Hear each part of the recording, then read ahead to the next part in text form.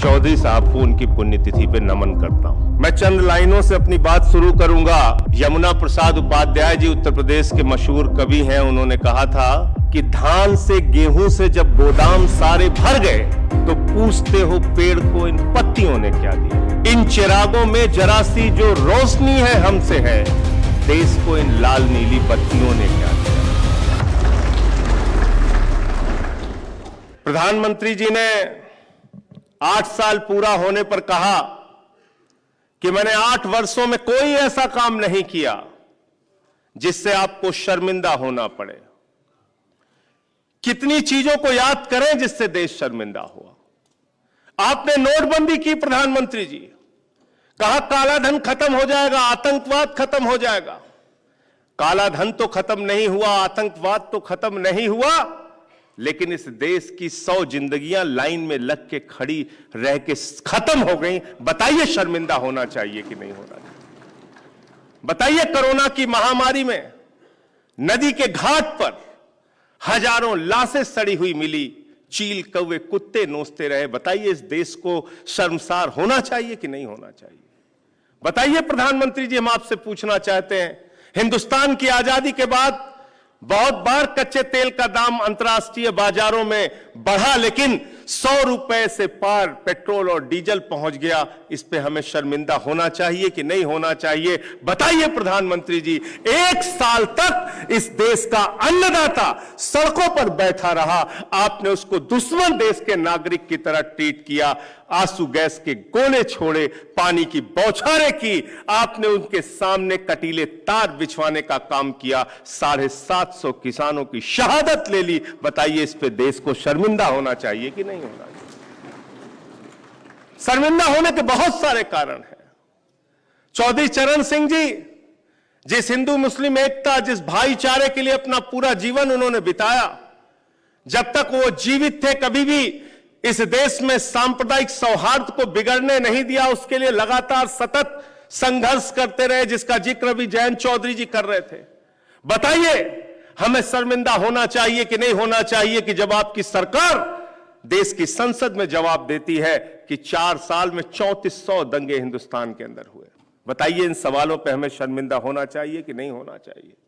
आज 8 साल के राज में इस देश ने वो सब कुछ देखा जो हमने पहले कभी नहीं देखा था। और जब चौधरी चरण सिंह जी की पुण्यतिथि को हम उनको याद कर रहे हैं और सांप्रदायिक सौहार्द को लेकर यहां जयंत चौधरी जी ने अपनी चिंता व्यक्त की, तो मैं ये पूछना चाहता हूं कि इस देश में हमारे सामने सवाल क्या होने चाहिए और क्या है। विविधता में एकता भारत की विशेषता है।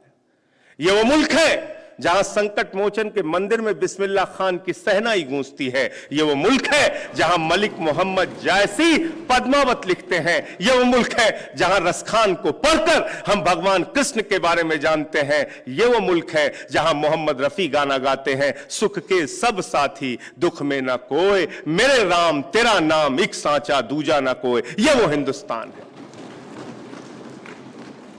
और इस हिंदुस्तान के सद्भाव को बिगाड़ने की कोशिश, दिन रात हिंदू मुसलमान की चर्चा टीवी चैनलों पे, भाई को भाई से लड़ाने की कोशिश, एक दूसरे को बांटने की कोशिश, बांटो और राज करो की नीति पे हिंदुस्तान चलेगा। अगर बांटो और राज करो की नीति पर हिंदुस्तान चलेगा तो हम तरक्की और विकास के रास्ते पर तो नहीं जा सकते। अंग्रेजों की नीति जरूर इस देश में लागू हो रही है। आप बताइए, बचपन में हमारे मां बाप कहते थे हनुमान चालीसा पढ़ना है तो हनुमानगढ़ ही जाओ। वाजपेयी कह रहे हैं हनुमान चालीसा पढ़ना है तो मस्जिद में जाओ, कुतुब मीनार में जाके हनुमान चालीसा पढ़ो, जाओ चले जाओ ताजमहल में हनुमान चालीसा पढ़ो। कितने दिन, कितने सवालों पे आपको लड़ाया जाएगा।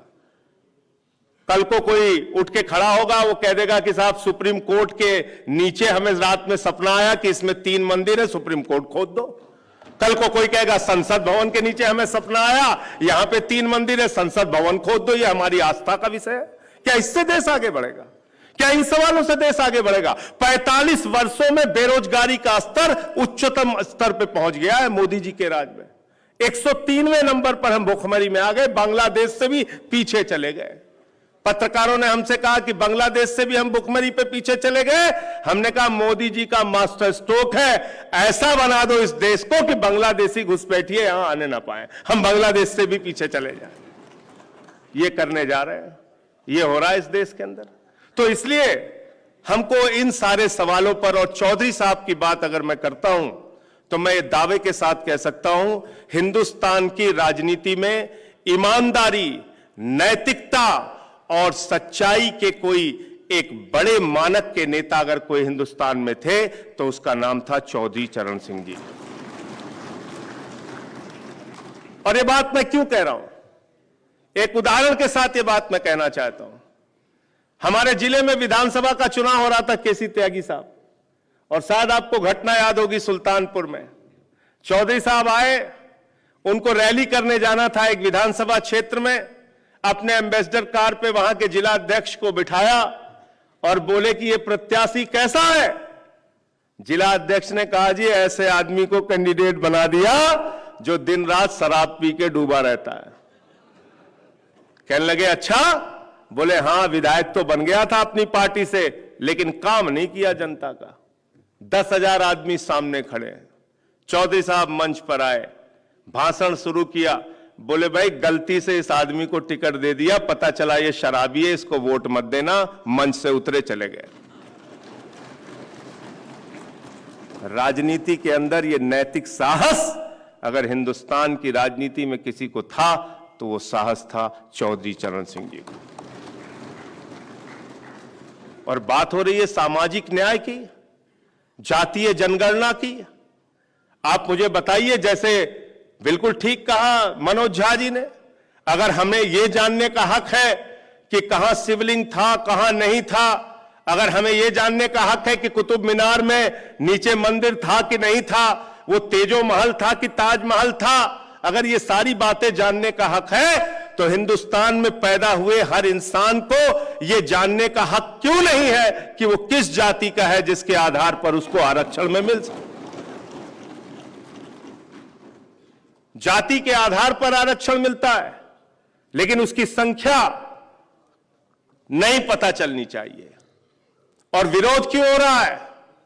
मंडल कमीशन के समय में भी ठीक कहा सुभाषनी अली जी ने, जब मंडल आया था तो भाजपाई कमंडल लेके निकल गए थे पूरे देश में और इन्होंने सरकार गिरा दी थी।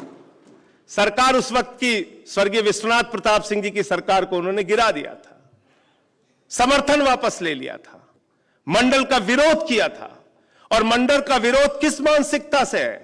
आदरणीय योगेंद्र यादव जी यहां नहीं है, वो कह रहे दो तरह की सत्ता, एक सत्ता दिल्ली में बैठती है, एक सत्ता 5000 साल पुरानी है। नहीं, हिंदुस्तान में दो सत्ता है, एक सत्ता दिल्ली में बैठती है, एक सत्ता नागपुर में बैठती है। और नागपुर की सत्ता 94 साल पुरानी सत्ता है।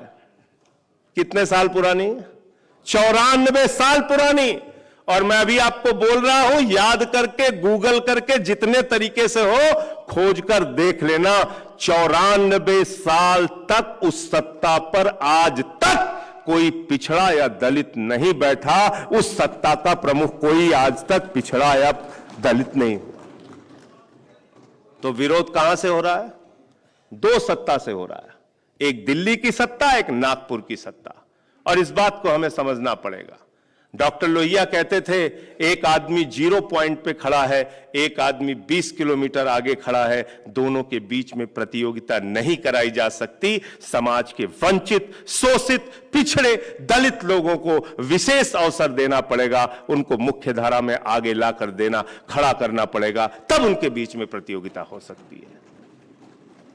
और इसलिए एक बहुत अच्छी पहल आपने की है जातीय जनगणना की और समानता की, समानता के आयोग की। तो कम से कम सबसे ज्यादा जरूरत अगर 75 साल में किसी आयोग की जरूरत इस समय महसूस हो रही है लोगों को, तो समानता के आयोग की जरूरत हो रही है। बराबरी का एहसास तो हो, लगे तो इंसान को कि हां उनको इंसान की तरह ट्रीट किया जा रहा है। कहीं किसी की लिंचिंग हो जा रही है, कहीं किसी को मारा जा रहा है।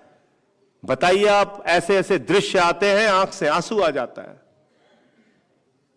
मध्य प्रदेश के अंदर जैन समाज के मानसिक रूप से एक कमजोर व्यक्ति को पीट पीट के इसलिए मार दिया गया कि वो आदमी अपना नाम नहीं बता सका, और मारने वाला यह समझ रहा था कि ये मुसलमान है। जब उसकी मौत हो गई तो पता चला कि ये तो जैन है और इसके परिवार के लोग बीजेपी के समर्थक हैं।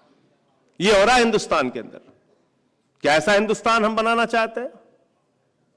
क्या ऐसा भारत माता की जय अगर हम लगाते हैं तो भारत माता के तो 130 करोड़ संतान है, जिसमें हिंदू भी है, मुसलमान भी है, सिख भी है, ईसाई भी है, दलित भी है, अगड़े भी है, पिछड़े भी है। अगर भारत माता की जय हम लगाते हैं तो 130 करोड़ हिंदुस्तानियों की भी जय हमें लगानी होगी, तभी भारत माता की जय हो सकती है। कौन सी ऐसी मां है दुनिया में जो अपने किसी बच्चे से भेद करे, किसी को छोटा समझे, किसी को ऊंचा समझे, किसी को बड़ा समझे? अगर समानता आयोग की बात आप कर रहे हैं जैन जी, हृदय से आपको बधाई देना चाहता हूं। बहुत अच्छी पहल है और इस समय सबसे ज्यादा जरूरत इस बात की है। लोगों में भाव खत्म होता जा रहा है कि हम वास्तव में इस देश में समानता के आधार पर जी सकते हैं। बाबा साहब ने जो हमें अधिकार दिया संविधान के अंदर, वास्तव में उसके मुताबिक हम अपनी जिंदगी को जी सकते हैं। ये हालात हैं इस वक्त, और इसलिए जो आपसे बार बार सवाल पूछते हैं लोग, आपकी क्षमता और योग्यता पे सवाल उठाते हैं, बिल्कुल ठीक कहा, पड़ताल होनी चाहिए। जुडिशरी की क्या हालत है, कितने दलित और पिछड़े लोगों को न्याय मिलता है, इस पे बहस होनी चाहिए। इस देश में चर्चा होनी चाहिए। चर्चा होनी चाहिए कि प्राइवेट फैक्ट्रियों में कितने लोगों को नौकरियां मिली और किन किन जाति और किन किन समाज के लोगों को नौकरियां वहां पे मिली। इस बात की चर्चा होनी चाहिए, और इसलिए भी होनी चाहिए क्योंकि मौजूदा जो सरकार है, जिसके प्रधानमंत्री आदरणीय नरेंद्र मोदी जी कह रहे हैं 8 साल में हमने ऐसा कोई काम नहीं किया जिससे आपको शर्मिंदा होना पड़े। आपने रेल बेच दिया, आपने सेल बेच दिया, आपने कोल बेच दिया, आपने LIC बेच दी, आपने बैंक बेच दिया, आपने BPCL बेच दिया। आप पूरा हिंदुस्तान बेचने की तैयारी कर रहे हैं। किन किन बातों पर शर्मिंदा हो, बताइए किन किन बातों पे शर्मिंदा हो? लाल किला तक तो बेच दिया आपने, और कहते हैं ताजमहल तोड़ डालो इसलिए कि इसको मुगलों ने बनाया। क्या क्या तोड़ोगे, क्या क्या तोड़ोगे आप? अंग्रेजों ने संसद भवन बनाई, उसको तोड़ डालो, लाल किला बनाया, उसको सब कुछ तोड़ डालो आप। तो इसलिए मैं सिर्फ एक बार यही कहना चाहता हूं कि आज ऐसे नेता की याद में हम लोग इकट्ठा हुए हैं और ऐसे 2 महत्वपूर्ण विषय को लेकर इकट्ठा हुए हैं जिसको पूरे देश में पहुंचाने की आवश्यकता है। और इसमें जो भी भूमिका मेरी हो सकती है, आदरणीय जयंत चौधरी जी यहां पर मौजूद हैं और जो भी हमारे वरिष्ठ यहां पर साथी मौजूद हैं, उनके साथ मिलकर इस मुहिम को आगे तक पहुंचाने का काम करेंगे, क्योंकि हम लोग लोहियावादी हैं और ये मानते हैं कि अगर सड़क खामोश हो गई तो संसद बेलगाम हो जाएगी। बहुत बहुत शुक्रिया, बहुत बहुत धन्यवाद। फेसबुक और यूट्यूब के बाद अब आपका पसंदीदा चैनल न्यूज़ 18 डेली हंट पर भी फॉलो करें।